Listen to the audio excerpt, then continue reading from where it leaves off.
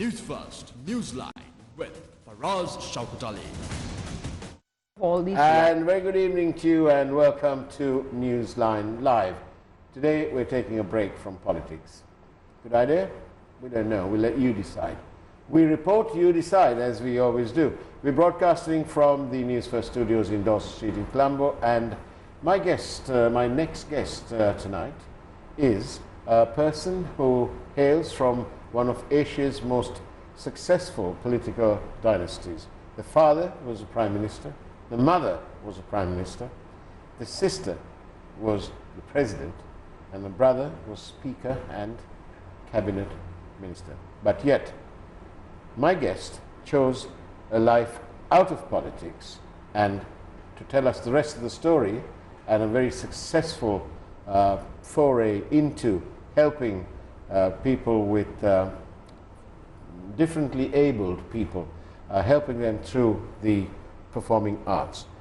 She's right here to tell us her story 20 years on. Miss Sunethra Bandaranaike. Very good evening to you. Good evening, Faraz. Thank you for inviting me. It's a great pleasure. The Capital Maharaja Group is much obliged that you've come here on our program. Thank you. The book, Wings, all about your foundation. Yes, that's right. The story, Wings, about the story of the Sunera Foundation. It says here, talking about you, her heart beats to the rhythm of Sunera. Yes. Tell me about the passion. Absolutely right, what is said there. Well, it is a passion with me. Absolutely a passion. You see, although I don't have children, I am acutely aware that there are many, many thousands of young people who were once children, now maybe teenagers, adults, whatever, who have been born into this world with a disability. Mm-hmm. And they have to live their entire life facing society which has chosen to stigmatize them and to marginalize them. So they have no lives that would give them any kind of meaningfulness or joy. Mm-hmm. And this is something I became acutely aware of. And the more I looked into that, the more I realized that this was the case in this country. And although there are many laws that pertain to helping and supporting these people and their families, sadly they have remained just writing on pieces of paper. Nothing much has happened for them at all. So I felt this is one area that I can absolutely commit myself to and do the best I can with a good team of trustees, good trainers and good supporters to enhance their lives. And but tell me what prompted you to found, to establish the Sunera Foundation. What was the driving force? When was the realization that you needed to do something like that? Well, a very dear friend of mine called Wolfgang Stanger, German, living in England, has been doing this sort of work for many decades before I got into it.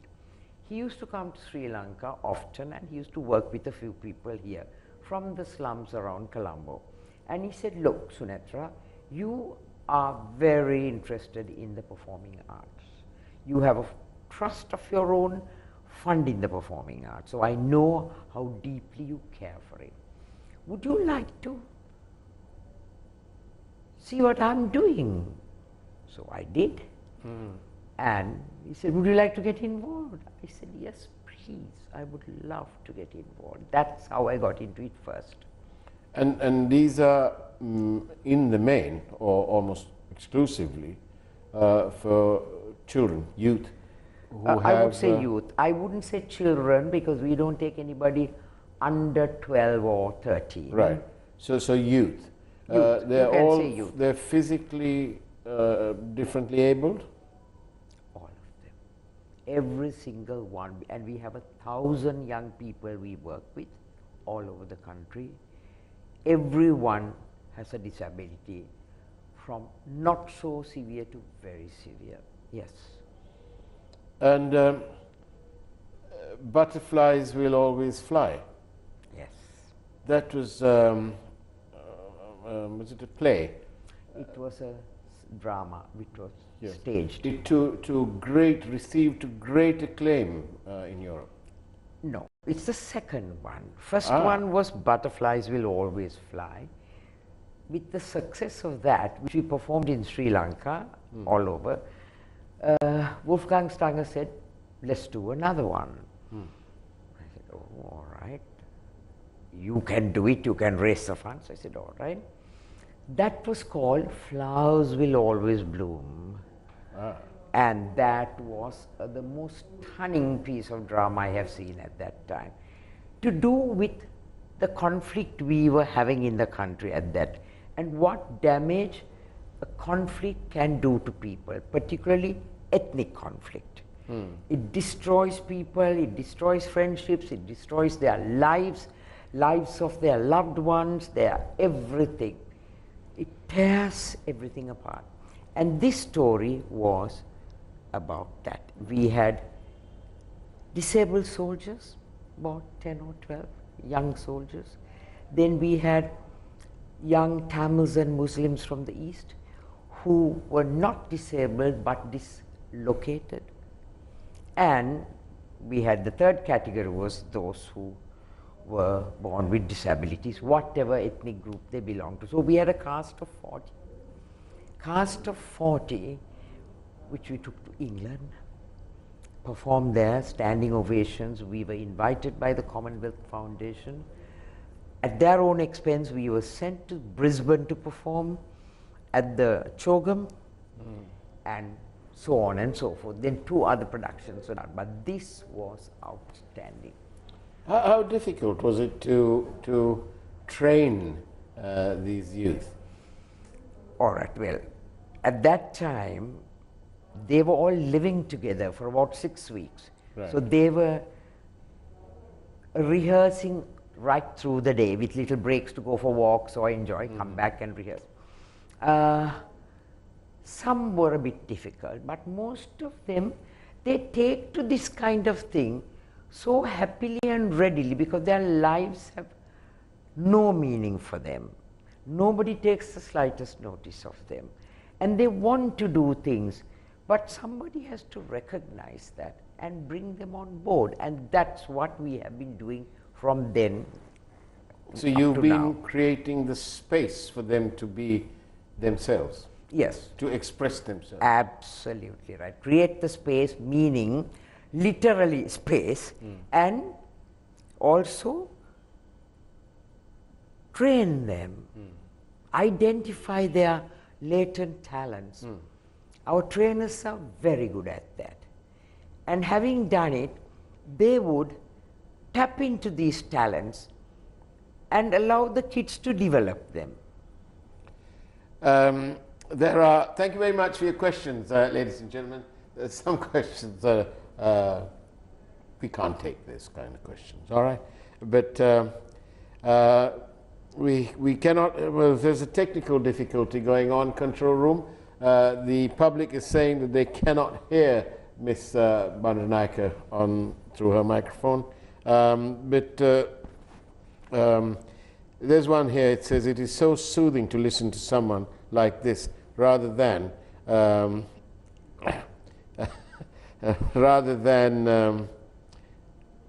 politicians. There's a word before that, I can't use that on air, all right? Okay. Do you wear hush puppies? Someone's asking that. No. I used to wear hush puppies when I was a student in the university in England. Is here? No. What a crazy question. No, there's a meaning to that, but I should share that off air. But no, honestly, this is wonderful stuff that the Sunera Foundation is doing. But I always thought, was it a sort of typo error? Because your name's Sunethra, and the foundation is Sunera. It's just, you know, just a little bit off. I was wondering whether you forgot to press the F7 button. Well, many people have asked me that question. I was looking for a name for our foundation when we were about to set it up formally. So I spoke to my dear good friend Thissa Besekara, whose Sinhala was brilliant, so was his English. And I said, Thissa, please find a name. So he found 2 or 3 names, but he said, this is the one I really like. I said, all right, but is that a bit of my name? He said, no, it's not. I said, then tell me what it means. It is really referring to, in I think Sanskrit, the Himalayan mountains, which are massive, solid, not moving, not shaking. You can depend on it to be there always. So, Mera means mountain, Su probably means big. That's how Sunera came about.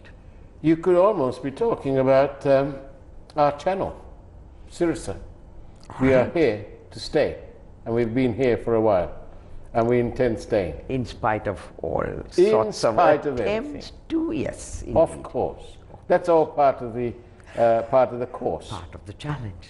Well, indeed it is. And we have no qualms about that. Well done. We will be here. I thought I'd do that loud. Now then, over the years, 20 years you've been at this. Actually, it's almost 22 now, yeah. All right. And so how has the challenge, the journey been in terms of raising funds and keeping it going? And how was the passion, also importantly, how was the passion kept going? Well, let me answer your first question first. That is, we started small. First, we had to train young people to handle these kids. So that took a while.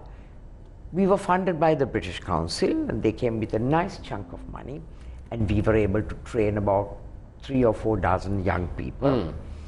That's how we started.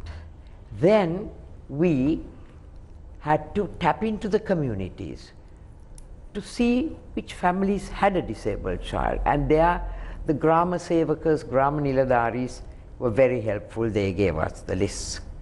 Then we got them together and started working with them. A lot of them stayed on, maybe 2 or 3 dropped out. So that part was okay. What was really difficult was, for the trainers to get into the swing of it, get their feet firmly on the ground, because they had never, ever worked in theatre, performing arts, nor had they worked with differently able people. But I found, to my amazement, although, as I said earlier, society turns away from, these young people were the opposite. They loved them, they embraced them, and they said, we will do this for as long as we can. They have got married, they have children, but they are still with us. So the secret was to find the right people. That is right. And then funding, of course, has always been a problem. We have gone to many places. Norwegians were very good at funding, gave us a lot of money. The Indian government was very supportive. As I said, the British Council. Some embassies gave small amounts of money, the World Bank, and the business community here, some. Was that all driven because you were Sunethra Bandaranaike? And you are? Well, I can't say no. Yes, it does carry a lot of weight. Because not just the name, but they feel they can trust us. We have been honest as politicians. We have not robbed the country. We have, and they see me as somebody who's transparent, who's honest up front, and also comes from a family which has properties and money. So we don't have to pinch little bits of money that comes into the trust to support the kids. Far from it. I have put a lot of my own money into it. So And I think I'm a bit of a convincing talker. When I start talking about my work to somebody whom I'm reaching out to for funds. The book says that it is your ability to cajole and convince and to keep going on and on until you get what you want. Yes, otherwise how do I raise money? Yeah, that's true. That's true. And difficult for them to say no. I see, and after all, because it is for a good cause. Absolutely. That is what it is. I am only explaining to them and elaborating on it and embroidering on it a little bit. But the work is solidly there. And a community of people whose lives have honestly changed so much. And on that note, we'll go for a short break and take a quick peek at tonight's primetime news. We are, of course, in conversation with Ms. Sunethra Bandaranaike from the Sunera Foundation. We'll see you on the other side of the break.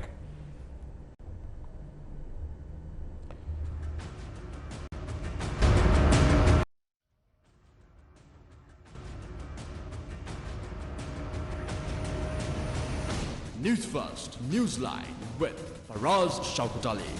And welcome back to Newsline Live. I'm in conversation with Ms. Sunethra Bandaranaike from the Sunera Foundation. Several messages here telling us that they're very interested and very thankful about your program helping these youth. That's good to know. How many over the years do you think have been involved in these programs of yours? You're talking about the workshop participants, are you? Yes. About 5,000. About 5,000? Yeah, you know, they come, after a few years they go, some even get married, you know, so they don't stay forever. So I would say across the board about 5,000. As I told you before, when I discussed the possibility of you accepting our invitation, no program with Bandaranaike is complete without a political question, or two even. Somebody is making a statement: when you're wealthy and established, it's easy to raise funds. Foreign aid is easy as long as the people with disabilities are made happy. That's all that matters. Thank you very much. Nice question. Now then, another one, but this is very political. What do you feel, Miss B, if your father had not brought the singular-only issue, the country would have been thriving by now? The burghers left, then the clever Tamils left, and we are left with the others. Want to answer that? Yes, I would like to answer that. He was my father, but I agree with what he says. I have always held that view. I may be talking out of turn, but the truth must be so told. Yes. Why he did it is anybody's guess. Opportunism, to be popular politically, I don't know, but what this person says is true. And it saddens me deeply. Thank you for being honest, upfront and open. It's all part of the Newsline ethos in any way. Yeah, thank you. And, all right, well, there are many people saying that Miss B is looking much younger than her younger sister. Oh. So I don't know how you're going to take it when you meet the former president, President Chandrika, and so on. But honestly, this is an ongoing program. How many workshops do you have all over the country? 38. 38? 38 workshops in the north, in the east, in the south, and the west, and the central hills, in the tea plantations. And are they permanent, dedicated Sunera Foundation only workshops? Or? Yes, yes, they're our workshops. Do you own the buildings or? No, what? we don't, because we have no money to own buildings. Right. But people have been very, very supportive. We have our workshops in church halls, halls in Buddhist temples, halls in kovils, community centers, schools. So we pay a very nominal amount and we can use it every week on that particular day. I see. Yeah. So okay. we don't own it, and tea plantations, the management give us spaces there. because we are working So with you their still laborers' then kids. use that space? Yeah. Okay. And you know, these children, apparently even if you're not there, you phone maybe even 4 or 5 times during the time that they're doing their number training and practicing and so on. So you obviously, judging by the number of calls you make, you can't keep away, and you're using technology to keep in touch. How uplifting is it to you when you see these children being themselves? I can't find words to describe how I feel. It's totally uplifting, and if I walk into a workshop, I try to sit quietly and let them get on with it, but the kids recognize me. They all come running, they hug me, they kiss me. Oh, it's unbelievable. Come, you must come and work with us. Now we are going to kneel, you must kneel with us. Come on. You know, they are pulling me into it. Do you do a bit of singing, a bit of dancing with the children? Not singing, but movements, yes. Movements. Yes. And, but of course, this blessed pandemic, COVID-19, what's that done to your operation? Breaks my heart. We have had to temporarily close down our workshops because we can't take a risk. Differently abled children are vulnerable. They are a very vulnerable group. So if we can't run the risk of any of them, you know, catching the virus. Right. So is it on hold now? Oh, yes, absolutely on hold. We pay our trainers their salaries, slightly reduced, but they get, all of them get paid monthly. My office staff gets paid monthly because it's only fair to do that. Some of those people are, a lot of them are married with families. But we have told them we can't pay you the full salary because we can barely afford it, but we will pay close enough to your full salary. And they're happy with that. And they, much more than me, keep in touch with the mothers all the time. The mothers, and there is a group, like a WhatsApp group. So exchange their views and their thoughts, and if they have any problems. So that keeps them bonded with each other, even if the workshops are not happening. I see. That's very important to us. Have you ever tried any sort of Zoom stuff? Very interesting, you should ask me that, Faraz, because just last week we discussed that. Shall we look into that? But of course the problem is a lot of the mothers don't have the sort of phones that are needed for Zoom calls. But we said at least let's try wherever we can. And maybe some mothers might go and buy phones. We can't afford to buy phones for all the mothers. So we are going to try that. Absolutely, we are going to try that. It'll work. Here's a member of, obviously, maybe your fan club. Why can't we have her as a politician? Oh dear. Well, I am what I am today, as you see me today, as you hear me today, because I am not in politics. If I were to have become a politician, I would have become a different person, which would be terrible. In your spare time, apart from your full-time work with the Sunera story, the Sunera Foundation, what else do you do? Nothing much else. I have properties, land, inherited properties. So my home is only... Do you have an interest in botany? No. I did botany as a subject when I was in school, hoping to do medicine. And how come these, the gardens of Horogala and so on are so nicely maintained? Whose work is that? Yours? Yes, because I love beautiful gardens, and I have a couple of good gardeners, and I go there often. What's your favorite flower? I think I know what you want me to say, so let me say it. My favorite flower is the sexy pink. Sexy pink, yes. Don't emphasize sexy. No, pink. Same emphasis on both, sexy pink. And what is this thing? It belongs to the Heliconia family. Okay. Right? I don't think you know anything about it, so no, I'm not got the foggiest, I don't know. No, of course not. But Bisbee, It's now time for, nearly time for the prime time news. But, thank you ever so much for being on the program. We really appreciate your presence, and we wish you all the very best from the Capital Maharaja Group in your sterling work at the Sunera Foundation, helping the differently abled. Thank you. Thank you so much, Faraz. It's an absolute pleasure. Thank you. And ladies and gentlemen, this is, you won't see me for the next 4 weeks or so because I'm off on a vacation to see my family. But it's now time for the Primetime News from that wonderful program, the Newsfirst Primetime News. So take care, have a wonderful evening ahead of you, and God bless you.